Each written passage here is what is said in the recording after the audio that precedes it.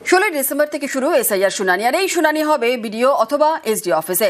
অনেকের আশঙ্কা, দূরের এই সব অফিসে যেতে হয়রানি বাড়বে। আর এই নিয়ে রাজনীতির হাওয়াও গরম।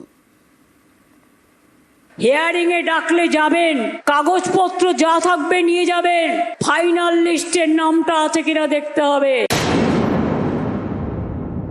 এসআইআর ফর্ম জমা দেওয়ার কাজ প্রায় শেষ। আগামী মঙ্গলবার প্রকাশিত হবে খসড়া তালিকা। এসআইআর খসড়া তালিকায় যাদের নাম থাকবে না তাদের শুনানিতে ডাকা হবে। ওই দিন থেকে শুরু হবে শুনানি। সেটা হবে বিডিও অথবা এসডিও অফিসে।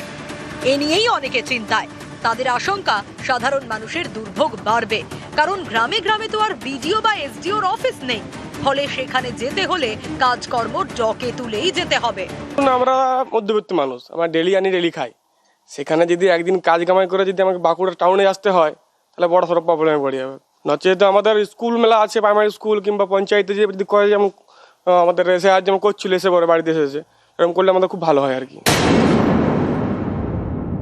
সারা ভারতে তো একই ধরনের নিয়ম হওয়া উচিত। বাংলার জন্য বাড়াবাড়ি করে নির্বাচন কমিশন তারা বিজেপির দায়িত্ব পালন করতে চাইছেন। আপনি শিক্ষকদের নিতে পারছেন বিএলওর কাজে, আর স্কুলে আপনার আপত্তি আছে, কেমন করে হতে পারে? আসলে ওনারা সব দিক থেকে বিজেপির দেয়া অ্যাসাইনমেন্টটা পালন করে উঠতে পারছেন না। যদি হিয়ারিং হয় একটা পাড়ায়, একটা গ্রামের, একটা বুথে, তো সেখান থেকে এসডিওর অফিস, বিডিওর অফিসটা অনেক দূর। ফলে এই হ্যারাসমেন্টটা আবার কেন চাপিয়ে দিচ্ছেন? ভোটার তালিকা নির্ভুল করতে হবে, তাতে শুনানি অবশ্যই জরুরি।